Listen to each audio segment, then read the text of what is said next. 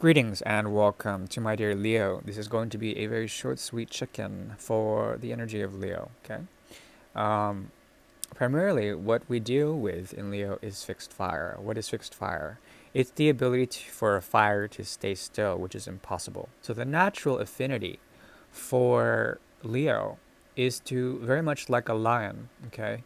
Um, Chill out during the times of extreme and excessive heat. Okay. And in this stillness, there is a purity, a warmth. Okay, there's a natural warmth to Leo that can flicker from time to time. Okay, and this flickering points to the seventh house of Leo. Okay, which is naturally the 11th, right? Which is a Dustana house. It's a house of obstacles, but also goals, being those obstacles through the ambition, the fixed ambition of fixed air. Okay, that is Aquarius' energy in the 11th house. What is that? Okay, essentially here, there's a way of thinking that can be extremely warm for some and can oscillate into cold obstruction or cold ways of thinking. Okay, uh, and yeah, before I get further lost in that, let me pull a few cards.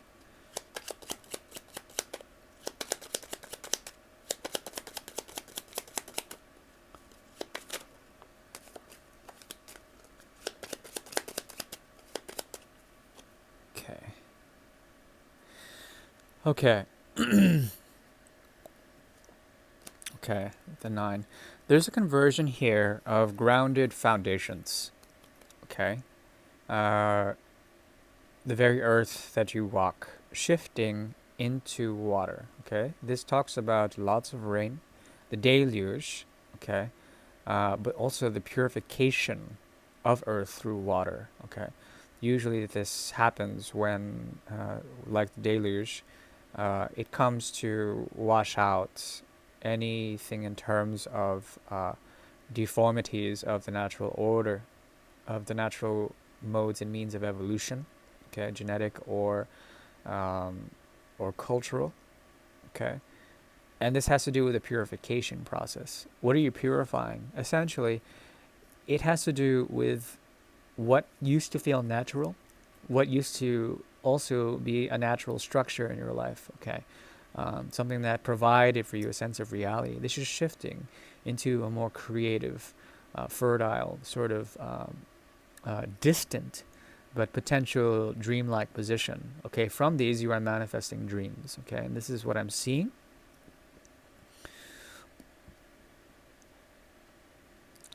There also is someone here that needs to essentially speak their truth. Um, this is truth of an intuitive nature, but I think it could be very sharp. The thing is that you don't know that.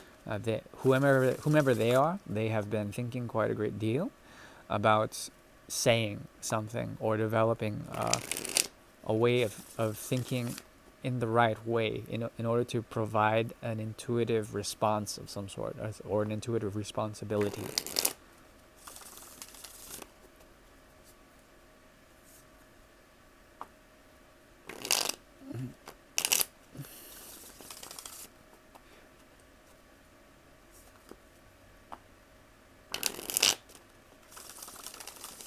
Okay.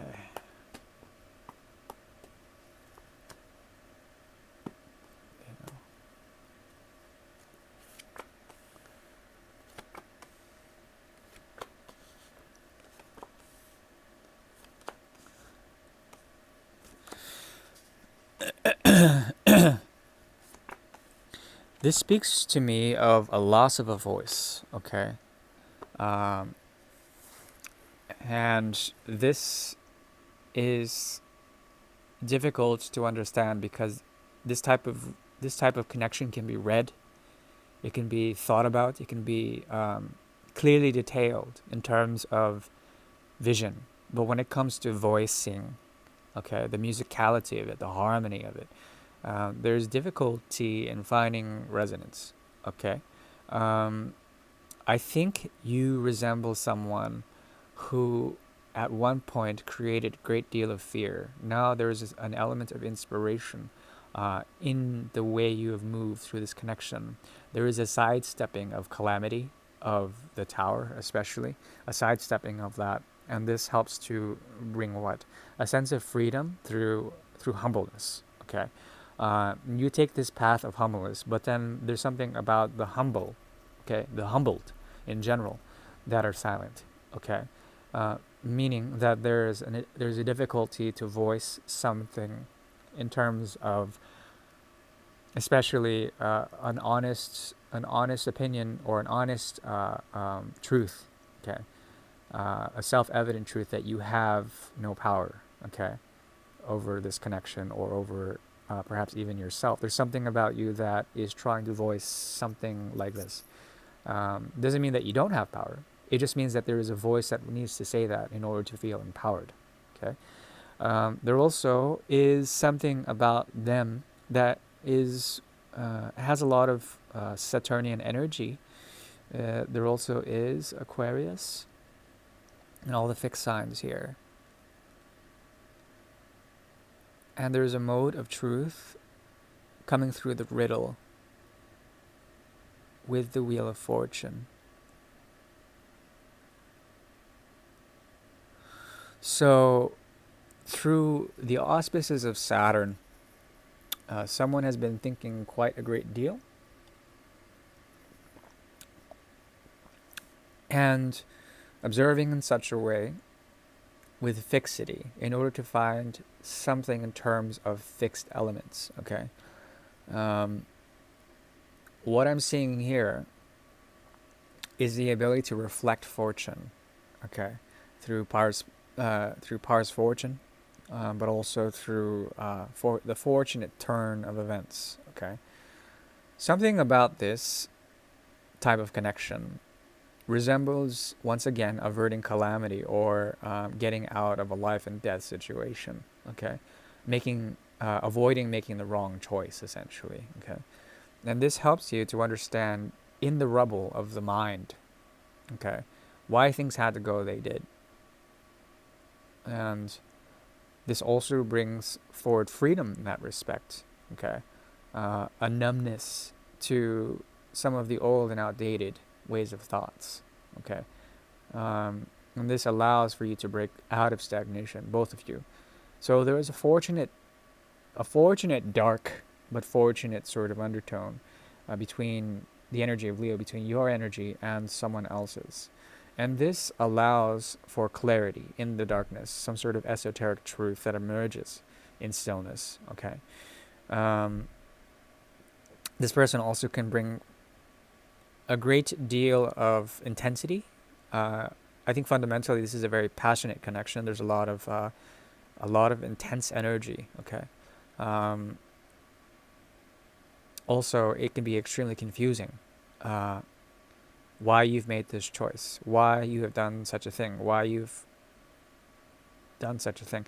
There's something about you also that wants to bring forward an element or a mode of truth that comes in stillness. Usually, your mind would oscillate and try to filch or figure out what is missing in terms of a type of connection like this. The thing is that the voicing is not there, as I've mentioned. So an inability to express what needs to be said. There also is something about them not being able to offer up their time, being fixed and very much associated with the degree of time that entraps them in some sort of way. It does not allow them to do what needs to be done in time. There's a tardiness to their energy, both of you. Um, so what I'm saying here is an imbalance, an inability to find the right voicing on both sides, to the point of confusion, and also to sidestep something that could be a great calamity. We have two fives here in the reverse, so this is a natural gift. If you have not been dealing with this other person's, sort of presence or energy, there's something about it that allows you to break free from the essentially ways of thinking or ways of offering that would come short and would, even though you would accept it, you would want to accept it. There's a natural order of disintegration here, which is, it proves to be enlightening, okay? Whatever that means. Naturally, the karma here is quite strong, and it points to a path of extreme isolation, okay? Devoted isolation, paths that are needing to be sought out in the dream world, and in the natural world, or the hidden occult natural world, okay? For the energy of Leo, this can be a difficult thing, but there also is congruence here, or at least a way of delving deeper if you really wanted to find the key tribulations when it comes to tension and natural release. There's a natural releasing effect of this type of connection. The thing is that the emotions or the emotional content that exists between you and a significant other revolves around a great deal of excuse me, a great deal of questioning the emotional bridge here. We have 1, 2, 3, 4, 5 cups here.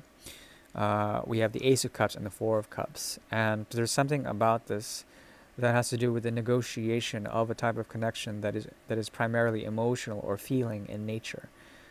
So it could be difficult to actually express those into words. That is what I see for the energy of Leo. Sorry about the occultism, but that is what you get with my channel.